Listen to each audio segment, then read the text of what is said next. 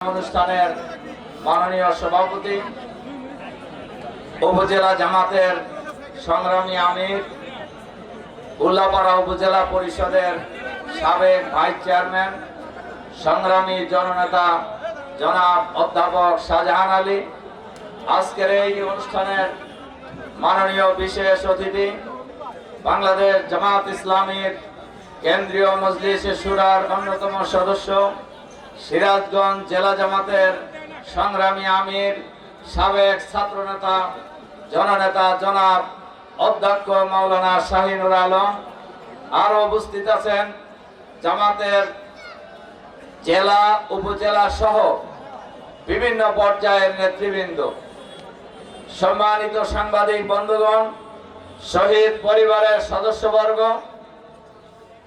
সংগ্রামী সম্মানিত সুধী মণ্ডলী, ওলামায়ে কেরাম, সম্মানিত যুবক ভাইরা, আমার মা এবং বোনেরা, আসসালামু আলাইকুম ওয়া রাহমাতুল্লাহি ওয়া বারাকাতুহু। সনাতনী ধর্মাবলম্বী ভাই বোনদের প্রতি জানাই আন্তরিক সালাম, শুভেচ্ছা, অভিনন্দন। সম্মানিত ভাই এবং বোনেরা, গত 12ই ফেব্রুয়ারি বাংলাদেশে জাতীয় সংসদ নির্বাচন অনুষ্ঠিত হয়েছে। এই নির্বাচন কিরকম নির্বাচন হয়েছে ইতিমধ্যেই বিভিন্ন মিডিয়া, বিভিন্ন সংস্থা ইতিমধ্যেই তার বর্ণনা দিয়ে দিয়েছে। কাজেই আমাদের জেলা আমির সাহেব একটু বলতেছিলেন, এই নির্বাচনটা হয়েছে পুরোপুরি প্রশাসনিক নির্বাচন, ষড়যন্ত্রের নির্বাচন, ডিজাইনের নির্বাচন। যে নির্বাচনের ব্যাপারে টিআইবি, ট্রান্সপারেন্সি ইন্টারন্যাশনাল বাংলাদেশ, একটি আন্তর্জাতিক সংস্থা, যে সংস্থা আওয়ামী লীগের আমলে আওয়ামী লীগের বিরুদ্ধে নিউজ করার কারণে আওয়ামী লীগ বলছিল যেটা বিএনপির অঙ্গ সংগঠন, আর সেই টিআইবি রিপোর্ট করেছে গত নির্বাচনে 21% জাল ভোট দেওয়া হয়েছে। সেই হিসাবে আমাদের এখানে যদি ওই জাল ভোটের হিসাব ধরা হয় তাহলে 65,000 হয়। এরপরে সন্ধ্যা পর্যন্ত এক ধরনের রেজাল্ট, এরপরে গভীর রাতে রেজাল্ট আনা হয়েছে আর্মির কমান্ডো দিয়ে, জেলা প্রশাসকের নির্দেশে। আপনারা এগুলো সব জানেন, এগুলো আমি আসলে বসতে চাই না। আমরা যেহেতু ছিলেন অনেকেই, আমাদের মা বোনেরা ছিলেন না, অনেকেই ছিলেন না। এরপরেও আলহামদুলিল্লাহ আমি উল্লাপাড়া ভাই বোনদের প্রতি কৃতজ্ঞ, আমি তাদের প্রতি অনেক অনেক কৃতজ্ঞ।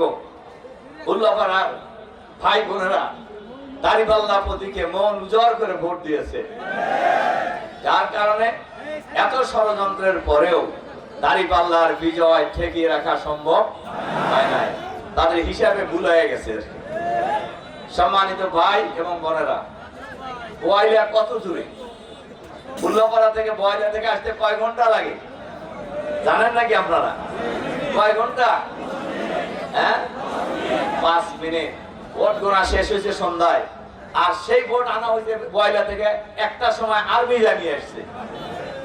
বড় হওয়ার কয় ঘন্টা লাগে? বড় হওয়ার কয় দিনের রাস্তা? 5 থেকে 7 মিনিটের রাস্তা। সেখানকার ভোটও 12টা 1টার সময় আর্মি কমান্ডো যা সেখানকার রেজাল্ট নিয়ে এসছে। এরকম সেন্টারের সংখ্যা হবে প্রায় 50। এরকম সেন্টারের সংখ্যা হবে কত? 50। যেখান থেকে ইওনো সাহেব, উল্লাপাড়ার পুলিশ প্রশাসন, এমনকি জেলা প্রশাসন সহ আর্মি প্রশাসন সহ সবাই রাত্রেবেলা যায় যায় এই সমস্ত কেন্দ্রের ভোট আনার ক্ষেত্রে গুরুত্বপূর্ণ ভূমিকা পালন করেছে। এতে বোঝা যায় না, এতে বোঝা যায় না যে কি কারণে দেরি হয়েছে? মানুষ কি বোঝে না? সবাই আপনারা বোঝেন। আমি আবারও উল্লাপাড়ার সংগ্রামী ভাই বোন, বিশেষ করে ভোটার ভাই বোনদের প্রতি আমি আবারও আন্তরিক কৃতজ্ঞতা জানাই, অভিনন্দন জানাই। যে উল্লাপাড়ার ভাই বোনেরা একদম উজাড় করে দাঁড়িপাল্লায় ভোট দিয়েছেন।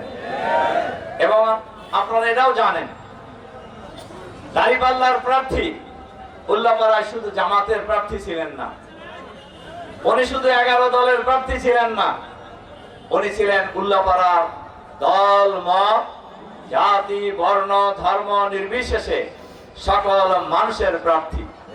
এবং সব মানুষ মন উজাড় করে দাঁড়িপাল্লা প্রতীকে ভোট দিয়েছে।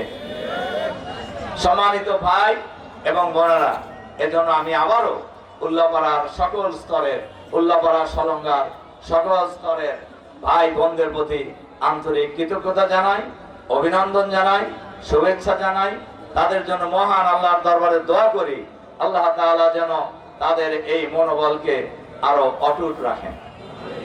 সম্মানিত ভাই এবং বোনেরা, আজকে যারা যে সকল প্রতিষ্ঠান বলা যায় উল্লাপাড়ার সাংবাদিকরা সহ উল্লাপাড়ার সকল শ্রেণী পেশার সংগঠন এবং শিক্ষা প্রতিষ্ঠানের পক্ষ থেকেই আজকে আমাকে সম্বর্ধিত করা হয়েছে, এজন্য আমি তাদের প্রতিও আন্তরিকভাবে কৃতজ্ঞতা জানাই এবং তাদের জন্য আমি আল্লাহর দরবারে দোয়া করি, আল্লাহ তাআলা আপনাদের এই মনোভাবকে আরো দৃঢ় করে দিন। সম্মানিত ভাই এবং বোনেরা, এই সব কিছুর পরে উল্লাপাড়ায় যারা আমাকে ভোট দিয়েছেন আমি তাদেরও এমপি, যারা আমাকে ভোট দেন নাই আমি তাদেরও এমপি। আমি উল্লাপাড়ার 5 লক্ষ ভোটারের এমপি, আমি উল্লাপাড়ার প্রায় 10 লক্ষ মানুষের এমপি। সুতরাং আমাকে কে ভোট দিলেন কে ভোট দেন নাই এটা আমার কাছে কোনো বিবেচ্য বিষয় নয়। আমি উল্লাপাড়ার এমপি, আমি উল্লাপাড়ার জাতীয় সংসদ সদস্য। আমার সকল কাজ হবে উল্লাপাড়ার উন্নয়নের জন্য, আমার সকল কর্মকাণ্ড হবে উল্লাপাড়া সলঙ্গাকে ঘিরে, আমার সকল কর্মকাণ্ড হবে কিভাবে উল্লাপাড়া সলঙ্গার মানুষের মাঝে শান্তি ফিরিয়ে আনা যায়। আমার মূল টার্গেটই হবে এই উল্লাপাড়াকে কিভাবে একটি বসবাসযোগ্য উল্লাপাড়া সলঙ্গা হিসেবে আমরা গড়ে তুলতে পারি।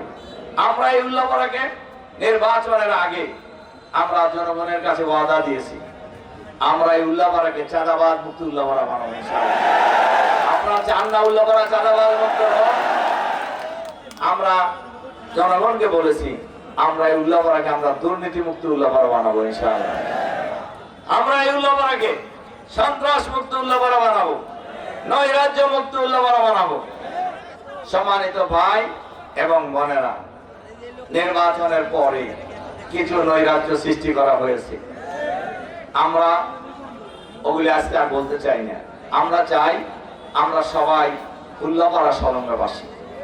এই উল্লাপাড়ার আইন শৃঙ্খলা শান্তি শৃঙ্খলা বজায় রাখার দায়িত্ব আমাদের সবার। এজন্য আমরা সবাই মিলে আমার উল্লাপাড়া, আপনার উল্লাপাড়া, আমাদের উল্লাপাড়া সলঙ্গাকে আমরা আগামী দিনে ঢেলে সাজাবো ইনশাআল্লাহ। সম্মানিত ভাই এবং বোনেরা, আমরা এই উল্লাপাড়ায় আমরা দল হিসেবে আমি কোনো ভূমিকা রাখতে চাই না, আমি উল্লাপাড়া হিসেবে ভূমিকা রাখতে চাই এবং আমি তা রাখবো ইনশাআল্লাহ।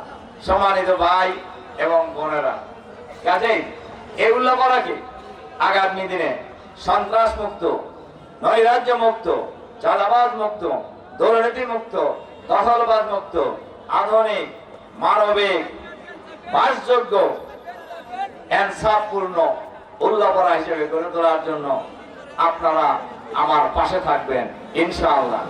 আমি কি আপনাদের কাছে সেই প্রত্যাশা রাখতে পারি যে আপনারা আমার সাথে থাকবেন ইনশাআল্লাহ? ইনশাআল্লাহ আমরা সবাই মিলে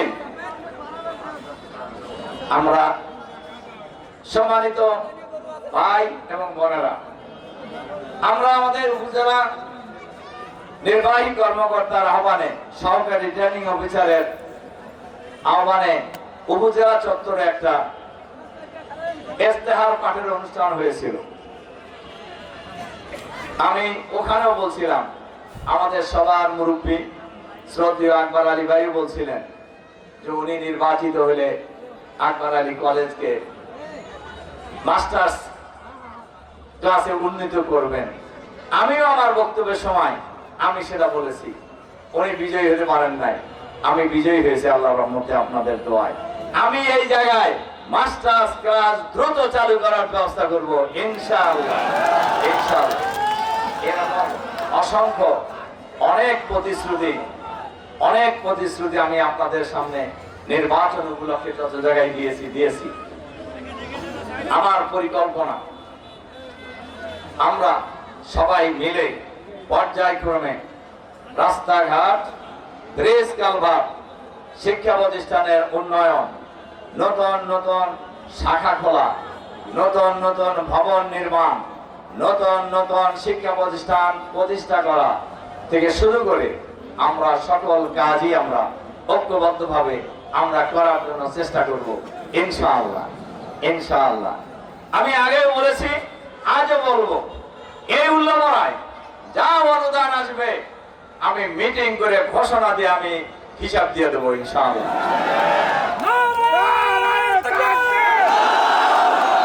সম্মানিত ভাই এবং বোনেরা, আমি আমার বক্তব্য বেশি লম্বা করব না। আমি বক্তৃতা আল্লাহ যদি বাঁচায় রাখেন, আপনাদের সামনে বক্তৃতা করার সুযোগ আমার আরো হবে অনেক ইনশাআল্লাহ। আজকে যেহেতু রোজার দিন, দ্বিতীয় রোজা, আজকের এই মিটিং আমাদের প্রচুর পরিমাণ মা বোনেরা উপস্থিত হয়েছেন। আর মা বোনদের ইফতারের আগে অনেক গুরুত্বপূর্ণ কাজ থাকে। এজন্য আমি আমার মা বোনদেরকে আবারও আমি আন্তরিকভাবে অভিনন্দন জানাই, কৃতজ্ঞতা জানাই। ওনারা অনেক ত্যাগ স্বীকার করে এই ইফতারের আয়োজন বাদ দিয়ে ওনারা আজকের এই সম্বর্ধনা অনুষ্ঠানে উপস্থিত হয়ে এই সম্বর্ধনা অনুষ্ঠানকে সমৃদ্ধ করেছেন। সম্মানিত ভাই এবং বোনেরা, আজকের এই অনুষ্ঠানে যারা আজকে সম্বর্ধিত করেছেন এবং যারা উপস্থিত হয়েছেন, অনেকেই আমি দেখছি উল্লাপাড়ার বলা যায় এলিট পারসন বলতে যাদেরকে বুঝায়, অলমোস্ট এভরিবডি হিয়ার, সবাই এখানে আছে আলহামদুলিল্লাহ। এজন্য আমি তাদের প্রতিও আন্তরিক কৃতজ্ঞতা জানাচ্ছি।